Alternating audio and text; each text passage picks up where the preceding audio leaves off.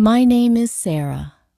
I live in Blue Haven, a small town by the sea in the United States.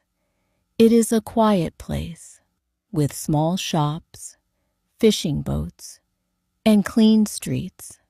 People walk their dogs, drink coffee at local cafes, and greet each other with a smile.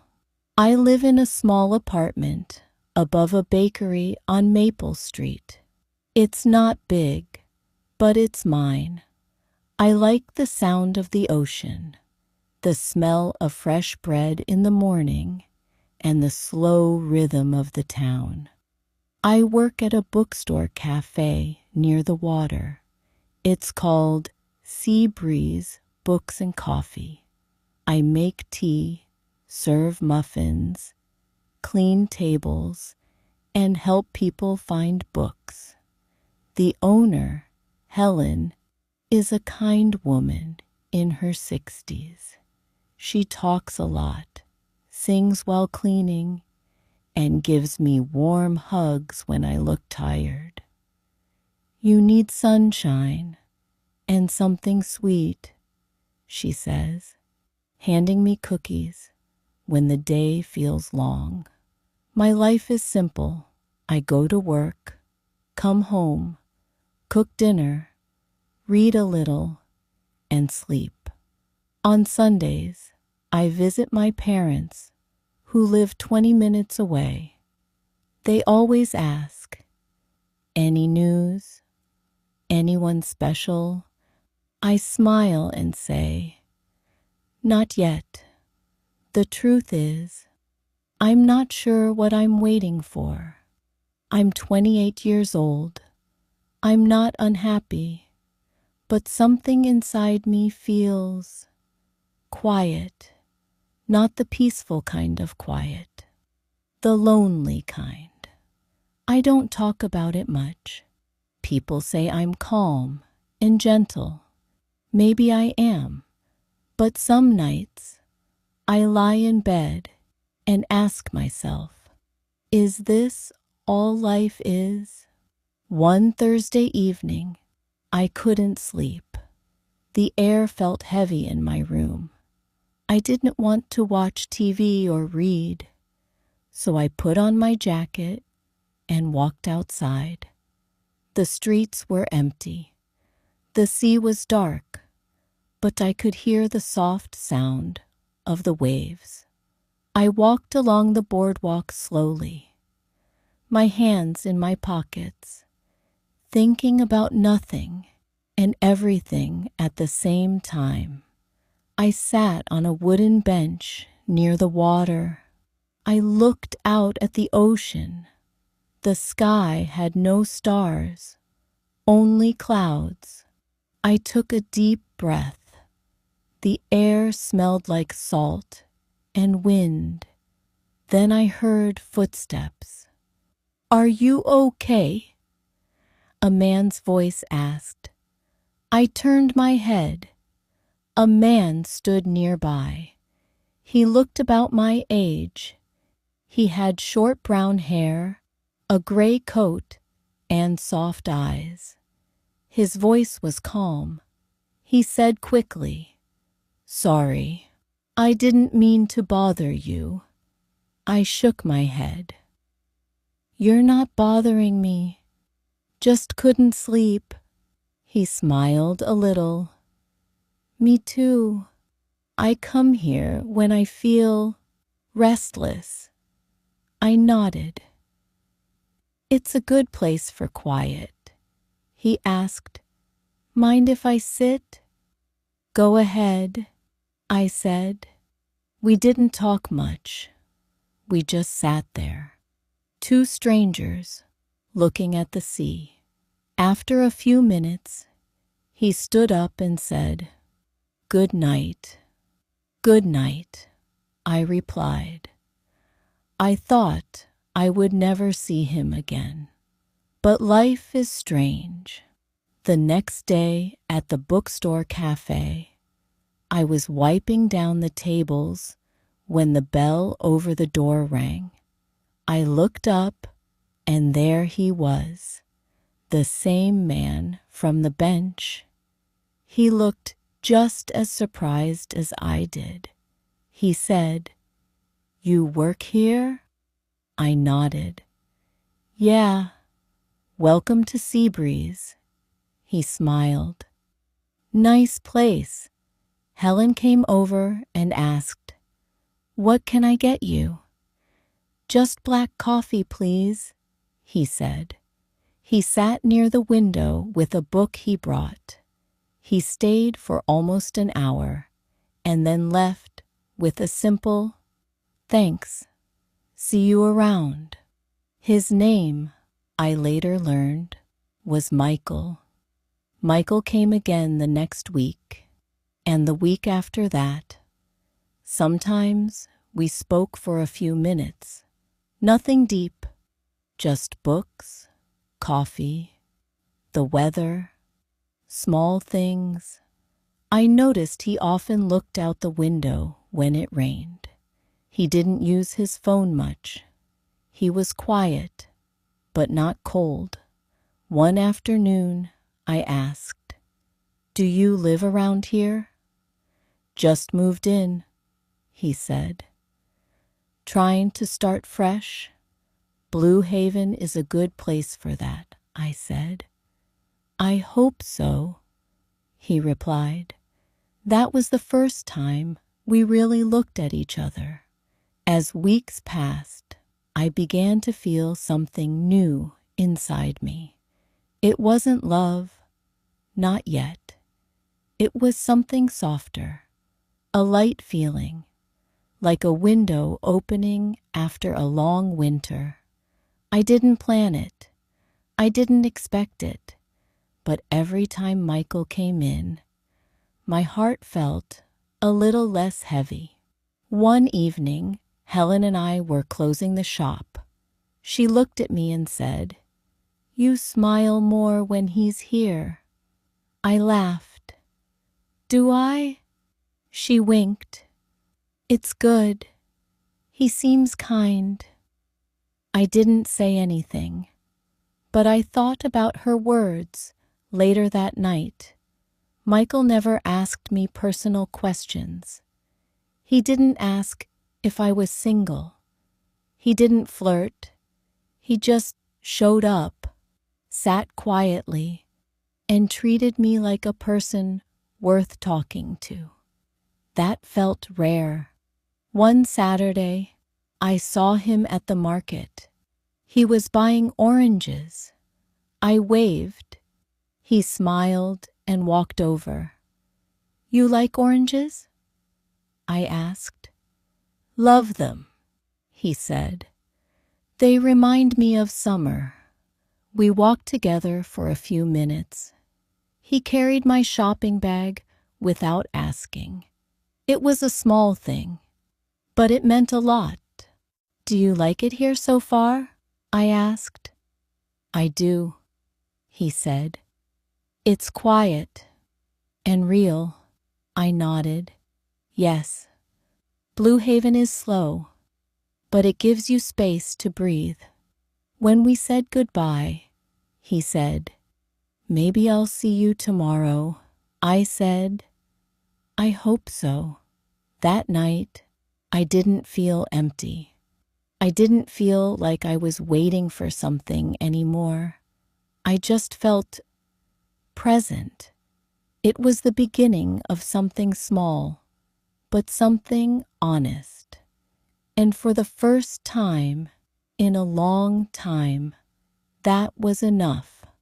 The next few weeks felt different. I still worked at the bookstore cafe every day. I still made coffee, cleaned tables, and helped people find books. But now, I looked forward to something new. I looked forward to seeing Michael. He came to the cafe 3 times a week. He always sat near the window. He always ordered black coffee. Sometimes he brought a book. Sometimes he just looked outside. But every time, He said hello to me with a kind smile. We didn't talk much at first, but slowly our words became longer. We talked about music, food, childhood memories. He told me he grew up in a town near the mountains.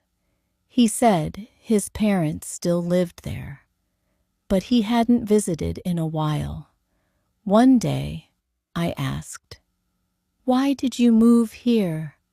Michael looked down for a second. Then he said, "I needed a new start." I didn't ask more.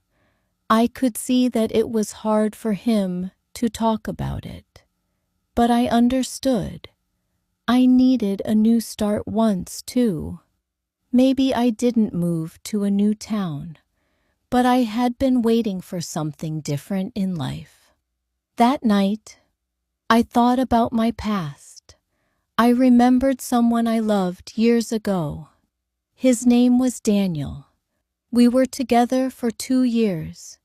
He promised a lot of things: a future, a house, a family, but he always had an excuse. He said, "Not now, maybe later, just wait a little longer." I waited and waited, but he never changed. He left without a goodbye. Just one short message: "I'm sorry, I can't do this." After that, I stopped trusting people easily. I stopped hoping too much. I didn't want to feel that pain again. But now, sitting across the cafe from Michael, I felt something I hadn't felt in years: peace. One morning, Michael came in early. The cafe was empty. He brought a small box with him. He placed it on the counter and said, "For you." I looked inside. It was a lemon muffin with a little note: "Thank you for being kind." I smiled. "Did you make this?" He nodded. "I like to bake sometimes." "Lemon is my favorite," I said. "I know," he replied. "You told me last week." That small moment stayed in my heart all day. Later that afternoon, Helen and I were cleaning up. She said, "You're glowing." I laughed. "It's just a muffin." "It's not just a muffin," she said. "It's attention. It's care. And you deserve that." I didn't say anything, but I knew she was right. A few days later, Michael and I walked together after work. The air was cool. The sky was pink with sunset. He asked, "What do you do when you're not working?" I smiled. "I read. I draw sometimes. And I take long walks by the sea." "Sounds peaceful," he said. "What about you?" "I play guitar," he said. "But only when I'm alone. I'm not very good." "I'd like to hear you someday," I said. He smiled. "Maybe one day." We walked in silence for a moment. Then he said, "I'm glad I met you, Sarah." I felt my heart beat faster. I looked at him. "I'm glad I met you too." From that day, something changed between us. He came to the cafe not just for coffee, but to see me. We started sitting outside on the bench after my shift. We talked about little things. We laughed more. I felt safe with him. But one night, As I was getting ready for bed, fear came back. What if he leaves too? What if this is just another short story? I didn't sleep much that night. I was scared to open my heart again. The next day, I was quiet. Michael noticed. He asked, "Are you okay?" I nodded. "Just tired." He didn't push. He just stayed near. Later that evening, I sat alone on the beach. I looked at the waves and thought about my life. I said to myself, you can't hide forever. You can't keep waiting for pain. Sometimes people stay. I picked up my phone and sent Michael a message. "Can we talk tomorrow? Just the two of us." He replied, "Of course, anytime." The next evening, we met on the same beach bench. The sky was gray. The sea was calm. I looked at him and said, "There's something I need to say." He nodded. "I'm listening." "I've been alone for a long time," I said. "Not just without someone, but inside. I got used to silence. I got used to waiting for someone to care, to stay, to love me the right way. I'm scared of getting hurt again." Michael looked at me gently. "I know what that feels like. I was in love once too. She left when things got hard. I moved here to forget. But the truth is, I came here to feel again." We sat there, both quiet. Then he said, "I'm not perfect, but I'm honest, and I care about you." Tears came to my eyes. I wiped them quickly and said, "Thank you." He took my hand. "I don't need promises," I said. "I just want real." "You have it," he said. And in that moment, I stopped waiting for the past to return. I started walking toward something new. Life didn't change in one day.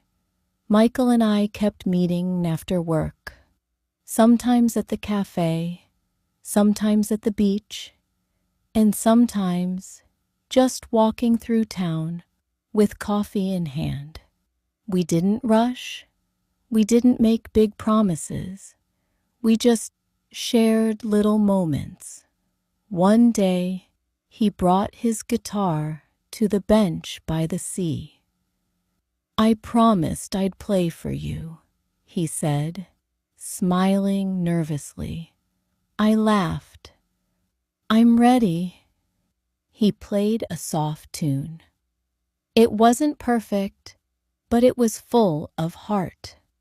When he finished, I clapped and said, "That was beautiful." He looked at me. "I was scared, but with you, it feels okay." That was the first time I realized something important. I wasn't just learning to trust him. I was learning to trust myself. At work, I felt more confident. I gave ideas for how to display the books. Helen let me choose the music in the cafe. "You've changed, Sarah," she said one afternoon. "You're not just quiet. You're calm and clear, like someone who finally knows where she's going." I smiled. I think I do. I still remembered the girl I used to be. The one who waited for calls. The one who kept silent when her heart broke. The one who stayed still, hoping someone would come and save her. But now, I no longer needed saving. One weekend, I visited my parents again. My mother made tea. My father read the newspaper. Everything was the same in the house. But I was not the same. At dinner, my mom said, "You look happy, sweetheart." I nodded. "I am." She asked, "Is there someone special?" I smiled. "Yes, but more than that, I feel special myself." My dad looked at me. "We're proud of you. We see how strong you've become." Their words touched my heart. I didn't cry, but inside I felt soft and full. Back in Blue Haven, the cafe grew busier. Tourists came in for the summer. Michael helped on weekends. He wiped tables and carried boxes, even though he wasn't staff. He just liked being there. One evening, as we were closing the shop, he asked, "What's your dream, Sarah?" I paused. No one had asked me that in a long time. "I want to have my own place," I said slowly. "A small cafe with books, coffee, soft music, and warm light. A place that feels like home." He smiled. "That sounds perfect. You'd make it beautiful." "I don't know if I can do it," I said. "You can," he said. "And when you do, I'll be your first customer." That night, I wrote down my dream on paper. I drew the cafe. I made a list, a name, a plan. It was just a start, but it felt real. Weeks passed. One morning, I found an envelope on my doorstep. Inside was a card. It said, "For the one who taught me how to begin again, Michael." There was a small gold pin inside, shaped like a coffee cup. I smiled for a long time. That weekend, we sat on the bench by the sea, like we always did. Michael held my hand. "I have something to tell you," he said. I looked at him. "Okay." I was offered a job in another town. It's a good one. More money, more hours. But I don't want to leave. I don't want to start over again. I felt my heart tighten. "You should do what's best for you." He looked at me seriously. "Blue Haven is best for me. You are here." I didn't speak for a moment. Then I said, "I don't want to stop you from growing." He smiled. "I think I'm already growing with you." I squeezed his hand. "Then stay." And he did. Summer turned to fall. The sea was colder, but the sky stayed wide and blue. The cafe was busy, and I kept working on my dream. I saved money, looked at spaces for rent, and even started taking a small business class at the library. Michael helped me every step of the way. He didn't take over. He didn't lead the way. He just walked beside me, and that was enough. One rainy evening, I stood by the window and watched the drops hit the glass. I thought about the girl I used to be, the one who always waited for someone to love her, waited for someone to choose her, waited for life to begin. I wasn't that girl anymore. Now, I choose myself.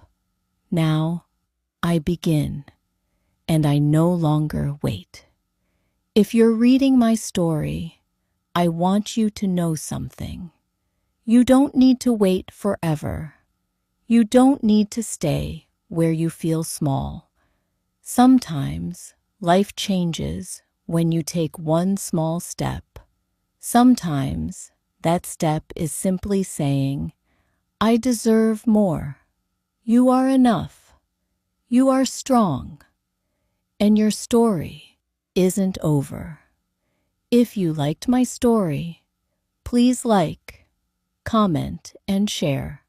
More simple and emotional stories are coming soon.